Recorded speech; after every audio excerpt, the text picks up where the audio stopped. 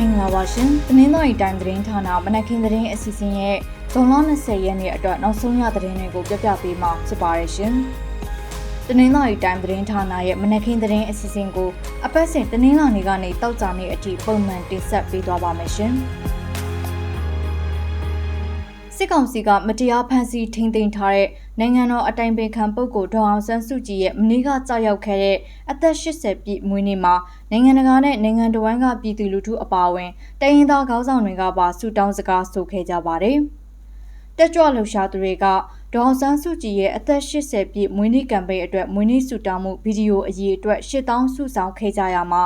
ဆုတောင်းပေးမှုအရေးအတွက်တသိန်းကျော်ရရှိခဲ့ပြီးမွေးနေ့ရှင်တူအတွက်ဆုတောင်းပေးမှုအရေးအတွက်အများဆုံးနဲ့ကမ္ဘာမှတ်တမ်းဝင်ခဲ့ပါတယ်။နိုင်ငံတကာနဲ့နိုင်ငံတော်ဝန်ကပြည်သူလူထုတွေကဆုတောင်းပေးခဲ့ကြတဲ့အပြင်တိုင်းရင်းသားလက်နက်ကိုင်တော်လှန်ရေးခေါင်းဆောင်တွေတိုင်းရင်းသားလက်နက်ကိုင်အဖွဲ့အစည်းတွေရဲ့ပြောရေးဆိုခွင့်ရှိသူတွေနဲ့နိုင်ငံတကာတန်ယုံတွေကပါဆုတောင်းပေးခဲ့ကြပါတယ်။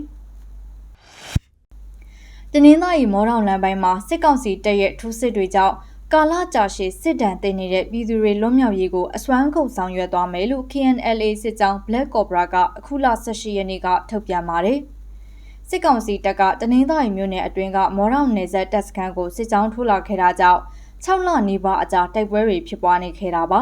။ပြီးခဲ့တဲ့ဇွန်လ18ရက်နေ့မှာစစ်ကြောင်းထိုးလာတာ6လပြည့်ပြီဖြစ်ပြီးအဲ့ဒီကာလအတွင်းဒေသခံတွေအလုံးလဲစစ်ပေးရှောင်နေရတာဖြစ်ပါတယ်။စကိုင်းတိုင်းပလဲမြို့နယ်အတွင်းကအကြမ်းဖက်စစ်တပ်ရဲ့ကန်တောက်ရဲစခန်းကိုပြည်သူ့လွတ်မြောက်ရေးတပ်မတော် PLA နဲ့တော်လှန်ရေးပူးပေါင်းတပ်တွေကမနေ့ကတိုက်ခိုက်သိမ်းပိုက်နိုင်ခဲ့တယ်လို့ PLA ကထုတ်ပြန်ပါတယ်။စစ်ကောင်စီတပ်ရဲ့ကန်တောက်ရဲစခန်းကိုဗမာပြည်ကွန်မြူနစ်ပါတီရဲ့ပြည်သူ့လွတ်မြောက်ရေးတပ်မတော် PLA ကဦးဆောင်တဲ့ပူးပေါင်းတပ်တွေကဇွန်လ2ရက်နေ့ကစတင်တိုက်ခိုက်ခဲ့တာဖြစ်ပါတယ်။ပြီးခဲ့တဲ့ဇွန်လ10ရက်နေ့ကလည်းကန်တောက်ရဲစခန်းတဝိုင်းမှာတိုက်ပွဲပြင်းထန်နေချိန်လေကြောင်းပစ်ကူလာပေးတဲ့အကြမ်းဖက်စစ်ကောင်စီရဲ့ဂျက်ဖိုက်တာတစ်စီးကို PLA ကပစ်ချနိုင်ခဲ့ပါတယ်။တနင်္သာရီမြို့နယ်ရန်ဖို့ရွာကိုစစ်ကြောင်းထိုးလာပြီးတပ်ဆွဲထားတဲ့စစ်ကောင်စီတပ်သားတွေကိုတော်လှန်ရေးပူးပေါင်းတပ်ဖွဲ့တွေဘက်က3ရက်ဆက်တိုက်တိုက်ခိုက်မှုတွေလှုပ်ဆောင်ခဲ့တယ်လို့ထုတ်ပြန်ချက်တွေအရသိရပါတယ်။အခုလ18နဲ့19ရက်တွေမှာတော်လှန်ရေးတပ်တွေဘက်ကမိုင်းဆွဲတိုက်ခိုက်တာတွေနဲ့ကြားဖြတ်တိုက်ခိုက်တာတွေလှုပ်ဆောင်ခဲ့ကြပြီးစစ်ကောင်စီတပ်သား3ဦးသေဆုံးခဲ့ပါတယ်။အဲဒီတိုက်ခိုက်မှုတွေကိုဗိုလ်ခင်းတပ်ဖွဲ့ KNLA တရင်စစ်မြေပကဖအဖွဲ့နဲ့တနင်္သာရီပကဖဇုံ3တို့ကနေပူးပေါင်းတိုက်ခိုက်ခဲ့ကြတယ်လို့သိရပါတယ်။ပလောမြို့နယ်အခြေစိုက်တိုင်းမဟုတ်စနစ်ကနေစစ်သည်မောစီပို့မဲ့စစ်မှုထမ်းတင်နန်းစင်တွေကိုနှစ်ကြိမ်တိတိကြားဖြတ်တိုက်ခိုက်မှုလှုပ်ဆောင်ခဲ့တယ်လို့ KNLA တပ်မဟာလေးအထူးတပ်ဖွဲ့ကမနေ့ကထုတ်ပြန်ပါတယ်။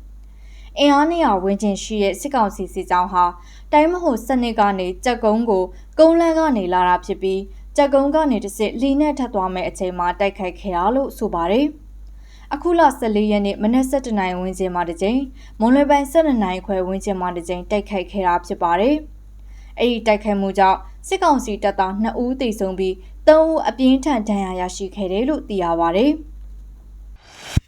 တနင်္သာရီတိုင်းထဲကလောင်လုံးနဲ့တရက်ချောင်းမြို့နယ်တွေမှာမနေ့ကနိုင်ငံတော်အတိုင်ပင်ခံပုဂ္ဂိုလ်ဒေါ်အောင်ဆန်းစုကြည်ရဲ့အသက်80ပြည့်မွေးနေ့အထိမ်းအမှတ်အနေနဲ့ဆက်အာဏာရှင်စနစ်ဆက်ကျဉ်ရေးလူထုတပိတ်လှုပ်ရှားမှုတွေလှုပ်ဆောင်ခဲ့ကြပါတယ်။တဝက်ခရိုင်ဒီမိုကရေစီအရေးလှုပ်ရှားမှုတပိတ်ကော်မတီ DDMSC ကဦးဆောင်ပြီးတရက်ချောင်းမြို့နယ်နဲ့လောင်လုံးမြို့နယ်တွေမှာ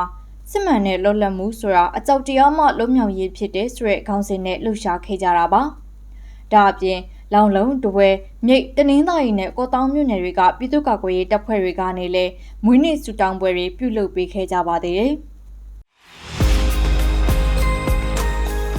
တနင်္သာရီတိုင်းသတင်းဌာနရဲ့မနက်ခင်းသတင်းအစီအစဉ်ကိုနားဆင်ပေးတဲ့အတွက်ကျေးဇူးတင်ပါတယ်ရှင်။